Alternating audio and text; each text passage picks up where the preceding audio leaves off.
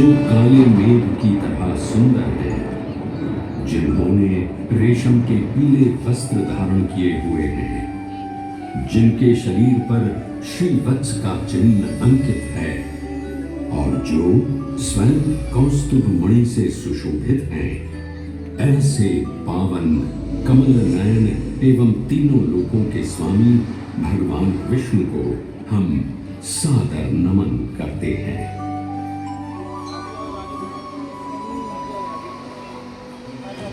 आस्था, दिव्यता, इतिहास एवं वास्तुकला का समन्वय हूं मैं। भगवान श्यामला जी को समर्पित पवित्र मंदिर हूं मैं।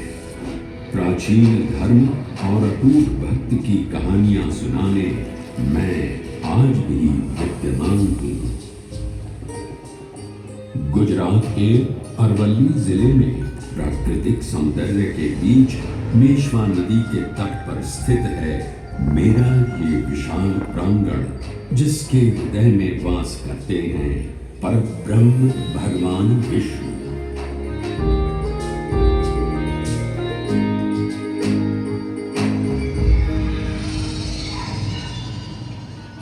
इस पवित्र मंदिर में श्रद्धालुओं द्वारा पूजे जाने वाले साक्षी गोपाल या देव गदाधर विष्णु भगवान का एक श्याम स्वरूप है, जिनका एक आध्यात्मिक महत्व भी है।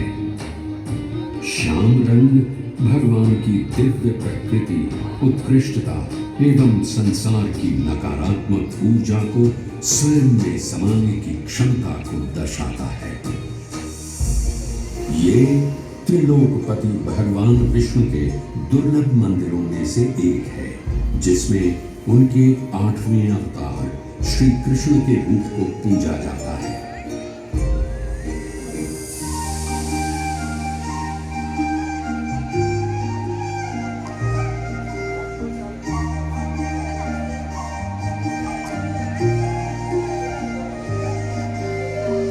इस मंदिर में भगवान श्यामला जी या कहें श्री कृष्ण चरवाहे के रूप में दर्शाए गए हैं, जहां उनके साथ गौ माता की भी पूजा की जाती है।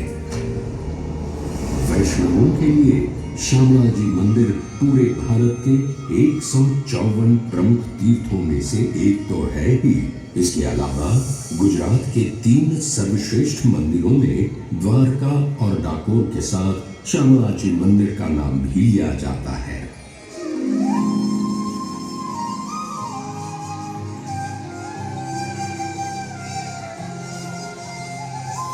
आज हरी धेनु चराए, आज हरी धेनु चराए आवता। मोर मुकुट बनमाल विराजा, ओ मोर मुकुट बनमाल विराजा, पीतांबर फैलावता। आज हरी धेनु चराए आवता।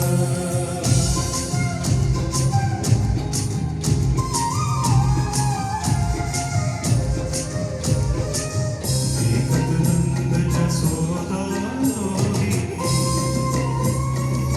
ओ देखत नंद जसोदा लोरी, हर देखत ब्रज लोग, हर देखत ब्रज लोग, सुरश्याम गायन संग गाए, मैया लीले दो।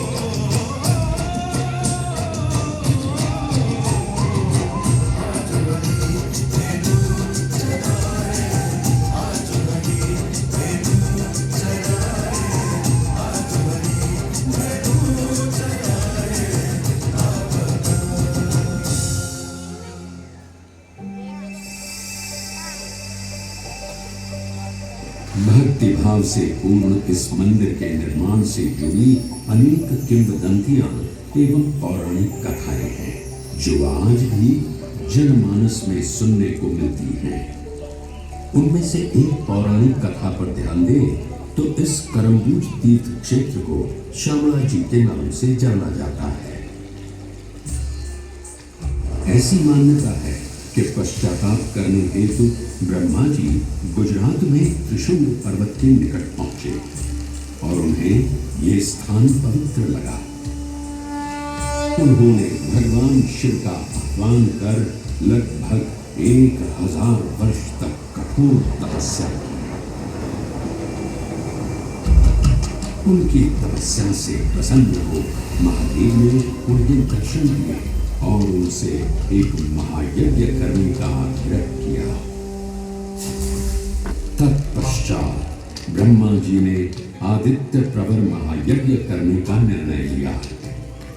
महायज्ञ में विद्वान पंडितों आदि को आमंत्रित किया गया, जिन सबके हाथ धोते समय झील पानी से भर गई थी, जिसका पवित्र जल मनुष्य के पापों को नष्ट करने में सक्षम था। इसलिए देवताओं ने इस स्थान का नाम करम्बूज तीर्थ क्षेत्र रखा। ब्रह्मा जी की प्रार्थना से भगवान विष्णु प्रसन्न हुए और उनसे कहा, हे ब्रह्मदेव, मैं आपकी प्रार्थना से प्रसन्न हूं। आप अपनी इच्छा व्यक्त करें। मुझे बताएं कि आपको क्या वरदान चाहिए।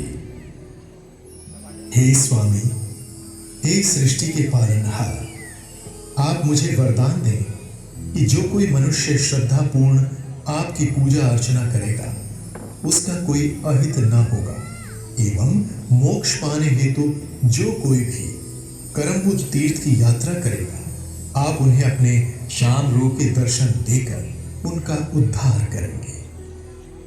तथास्तु। हे ब्रह्मदेव, मैं सदैव के लिए करम्बूज तीर्थ में निवास करूंगा और जो कोई मनुष्य सच्चे श्रद्धा भाव से मेरी पूजा अर्चना करेगा, मेरा आशीर्वाद उस पर सदैव ही रहेगा। मान्यता है कि तब से भगवान विष्णु अपनी लंबी गदा धारण किए हुए अपने श्याम रूप में इस तीर्थ में निवास करते हैं। इसलिए उन्हें गदाधर के रूप में भी पूजा जाता है। ऐसी ही एक और किंवदंती है जो इस मंदिर के निर्माण का ताना बाना बुनती है।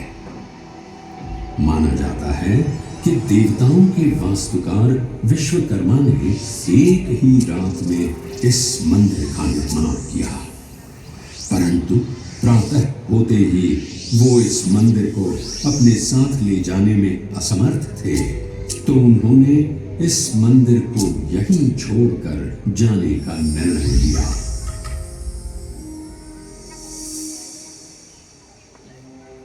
किंवदंतियों से अगर प्रामाणिक इतिहास की ओर चले तो इस कहानी के पन्नों की शुरुआत मौर्य राजवंश से होती है। इसके आगे चले तो देवनी मोरी के पास पाए गए लेखों में कहा गया है कि ये क्षेत्र 4वीं शताब्दी के दौरान कथिक वंश के शासन के अधीन भी हो सकता है। देवनी मोरी के पास खुदाई के दौरान पाए गए प्रमाण इस ओर भी संकेत करते हैं कि यहाँ भगवान शिव की आराधना के साथ साथ बौद्ध धर्म के अनुयायियों का भी वास था।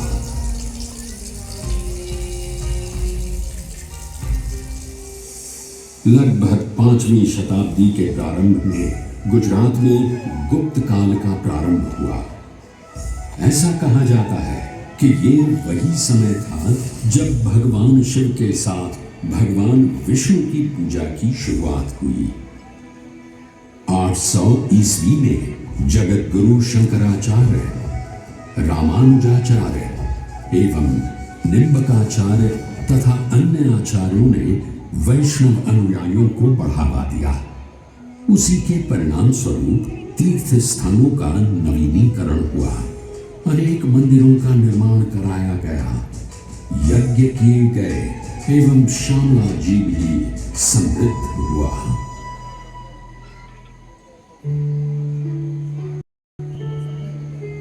उन्हीं मंदिरों के निर्माण में मेश्वो नदी के तट पर हरिश्चंद्रनी चौरी मंदिर का विवरण भी मिलता है। 10वीं शताब्दी ईसा पूर्व में बने इस मंदिर की झलकियां आज भी देखने को मिलती हैं। इस मंदिर में एक आयताकार गर्भगृह के सामने एक बड़ा मंडप स्थापित है, जिसमें 2 समीपवर्ती दीर्घाएं हैं जो सभाओं या अनुष्ठानों के लिए स्थान सुझाती हैं। गर्भगृह की दीवारों पर कोई मूर्ति या नक्काशी अब नजर तो नहीं आती, लेकिन किंवदंतियों को माने तो यहाँ देवी मंगला की मूर्ति स्थापित हुआ करती थी। मंदिर का शिखर नागर शैली में निर्मित है। वर्तमान में मंदिर परिसर की दीवारें तो गिर चुकी हैं, लेकिन सजावटी प्रवेश द्वार यानी तोरण अब भी खड़ा दिखाई पड़ता है, जिसे गुजरात का सबसे पुराना तोरण माना जाता है। मान्यताओं के अनुसार राजा हरिश्चंद्र के निवास स्थल के रूप में भी इस स्थान को जाना जाता है। हरिश्चंद्र ने चौरी नाम से प्रसिद्ध ये मंदिर प्राचीन भारतीय वास्तुकला के प्रमाण के रूप में सदियों से आज भी खड़ा है। समय बदला, दौर बदला। गुजरात में सोलंकी वंश के पतन के बाद एक बुरा दौर शुरू हुआ। तब धार्मिक कट्टरता के आधार पर विदेशी आक्रांताओं ने अनेक मंदिरों को नष्ट कर दिया। राजनीतिक अराजकता के उस दौर में ईडर शासकों ने लगभग 1520 ईस्वी में एक संधि द्वारा इस क्षेत्र को पुनः प्राप्त कर लिया।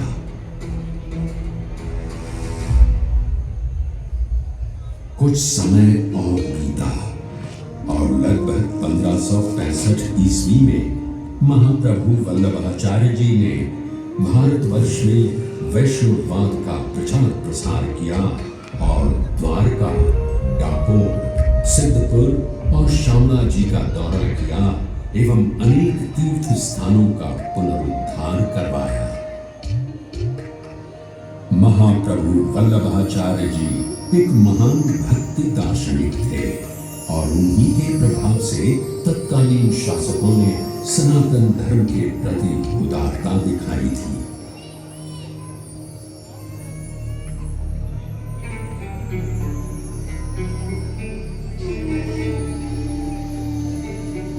ऐसा माना जाता है कि उसी दौर में अनेक मंदिरों के साथ मेरे इस प्रांगण का भी जीर्णोद्धार कराया गया था।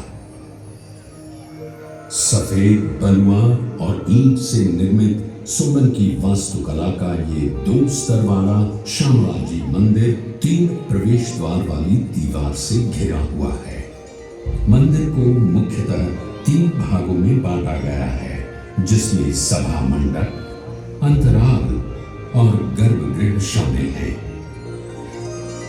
मंदिर सुंदर खंभों पर टिका हुआ है, जिसके ऊपर एक छतरी विराजमान है और साथ ही उसकी दोनों ओर अर्धमंडलाकार रचनाएं मौजूद हैं। मंदिर के आंतरिक स्तंभ नीचे से ऊपर तक 3 भागों में विभाजित हैं: वर्गाकार, अष्टकोणीय एवं गोलाकार, जिनके ऊपर सुंदर फूलों की आकृतियां उकेरित हैं। सुंदर नक्काशी से भरा शिखर है जो निस्संदेह अपनी ओर सभी का ध्यान आकर्षित करता है। छत के सामने वाले हिस्से में सपाट छत से निकले हुए छोटे छोटे गुंबद हैं। इस मंदिर के ऊपर सफेद रेशमी ध्वजा जी फहराया जाता है, जिसके कारण इसे ध्रुवी ध्वजा वाला भी कहा जाता है। मंदिर में हाथी एक बहुत ही सामान्य प्रतीक है। इसकी बाहरी दीवारों पर अर्ध प्रचंड हाथियों की बड़ी आकृतियां प्रदर्शित हैं। मंदिर की इमारत के चारों ओर पत्थर में उकेरे गए हाथियों के सिर और अग्रभागों की एक झालर देखी जा सकती है।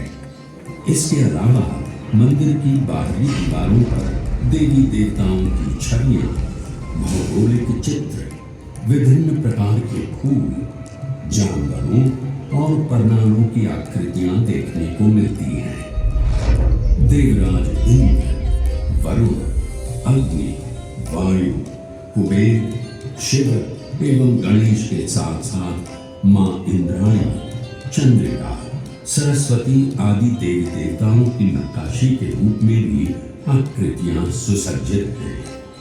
इसके अलावा रामायण, महाभारत, श्रीमद् भगवद गीता और पुराणों के दृश्यों को बड़ी ही रचनात्मक शैली में चित्रित किया गया है। मंदिर के प्रवेश द्वार के सामने एक द्वार स्थापित है जिसके दोनों ओर विशाल हाथी देखे जा सकते हैं। हाथी द्वार सीधे मुख्य मंदिर की सीढ़ियों की ओर है। ये प्रवेश कक्ष की ओर ले जाता है। मंदिर के प्रांगण में गरुड़ की एक बहुत ही सुंदर मूर्ति है। ये वही मूर्ति है जिसे आक्रमणकारियों ने नुकसान पहुंचाया था।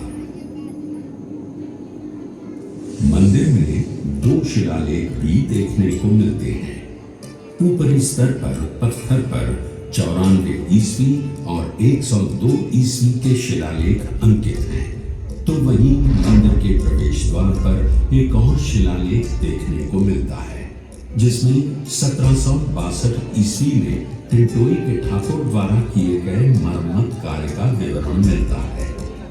इन 2 शिलालेखों से ये पता चलता है कि ये मंदिर मूल रूप से एक स्थानीय व्यापारी हलधर बलराम का था और भगवान कृष्ण या श्यामला जी की त्रिविक्रम छवि मूर्ति संभवतः बाद में स्थापित की गई थी। वास्तुकला और मूर्तियों में अपनी कलात्मक सुंदरता के लिए मेरा ये प्रांगण पुरातत्वविदों और कला प्रेमियों के लिए सदैव ही पसंदीदा स्थान रहा है। ये पसंदीदा स्थान या अन्य धर्मों के प्रति उदार नीति हर मुगल बादशाह अपनाए, ये शायद संभव न हो सका। बादशाह औरंगजेब ने धार्मिक कट्टरता को बढ़ावा दिया और इसके परिणाम स्वरूप उसने अनेक मंदिरों को नष्ट कर दिया, जिसमें ये मंदिर भी उसकी क्रूरता का साक्षी बना।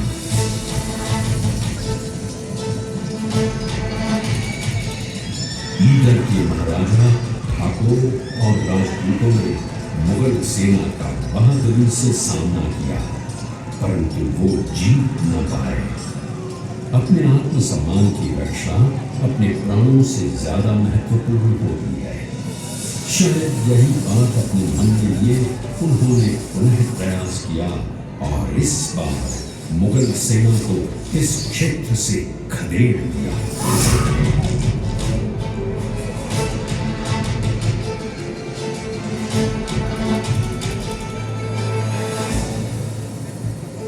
वर्तमान के खतरों को देखते हुए पुजारियों ने भगवान श्यामला जी की मूर्ति को करमबुज तालाब में छिपा दिया और यहां से पलायन कर गए। माना जाता है कि तब आदिवासी यहां खेती किया करते थे।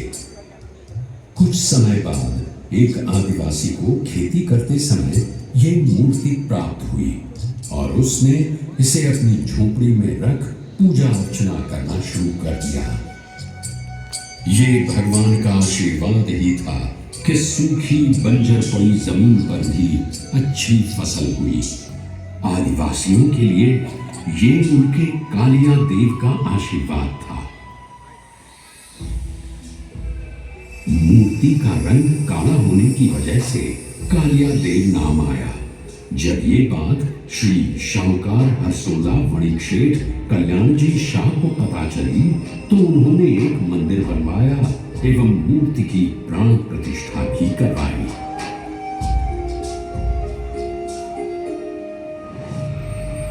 समय अब सनातन धर्म के लिए अनुकूल था। 18वीं शताब्दी में गुजरात में मराठाओं का शासन चल रहा था। ईडर के महाराजा श्यामला जी की ओर पहले से ही आकर्षित थे और उनका मंदिर के प्रति समर्पण प्रशंसनीय था। समय पड़ने पर उन्होंने मंदिर की मरम्मत तो करवाई, साथ ही साथ लगभग 1860 के आसपास मंदिर में श्यामला जी की मूर्ति भी स्थापित की गई। अब एक ऐसा दौर आया जिसने भारत का स्वर्णिम इतिहास ही बदल कर रख दिया। पूरा देश ब्रिटिश हुक्मरानों की गिरफ्त में था।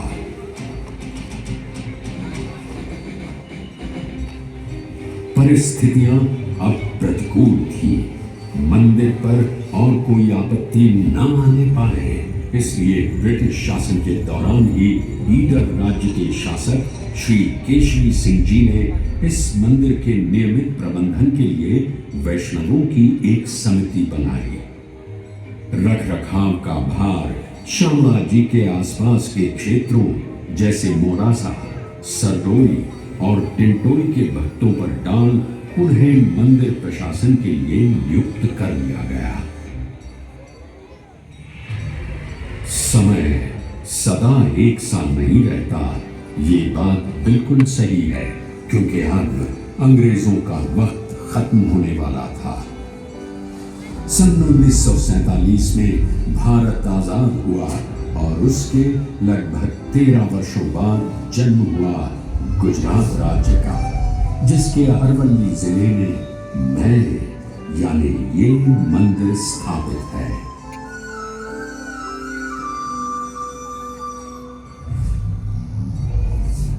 मंदिर का प्रशासन सुचारू रूप से चले, इसलिए ईस्वी सन 1953 में एक ट्रस्ट भी पंजीकृत कराया गया। मंदिर के प्रति निष्ठा रखने वाले कई पुण्यात्माओं ने इस तीर्थ स्थान के सौंदर्यीकरण में अपना अविस्मरणीय योगदान दिया।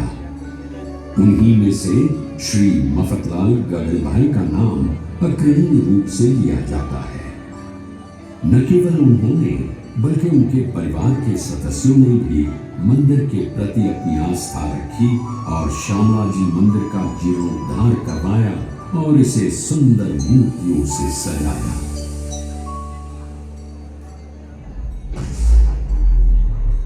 मंदिर के अलावा पुरातत्वविदों और कला प्रेमियों के लिए श्यामला जी में श्यामला जी संग्रहालय भी स्थित है, जिसमें लगभग 173 प्रदर्शनियों के साथ साथ पुरातत्व संग्रह भी शामिल हैं। इस संग्रहालय में इस क्षेत्र के पूर्व इतिहास से लेकर ऐतिहासिक काल तक का लगभग सारा संग्रह मौजूद है, जो यहाँ आए सैलानियों के लिए एक अनोखा अनुभव है।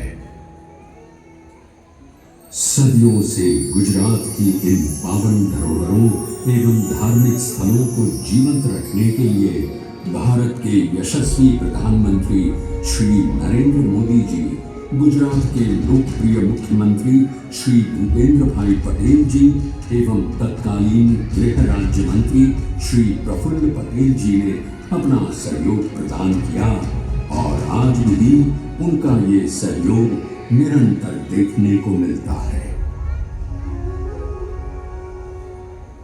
मंदिर की पूर्ण व्यवस्था की जिम्मेदारी मंदिर ट्रस्ट की है, ताकि श्रद्धालु बिना किसी परेशानी के भगवान के दर्शन कर सके। मंदिर में त्योहारों का आयोजन भी ट्रस्ट की देखरेख में ही होता है। यहाँ तुलसी विवाह हो, दिवाली हो या होली, जन्माष्टमी हो या नवरात्रि, हर त्योहार बड़ी धूमधाम से मनाया जाता है।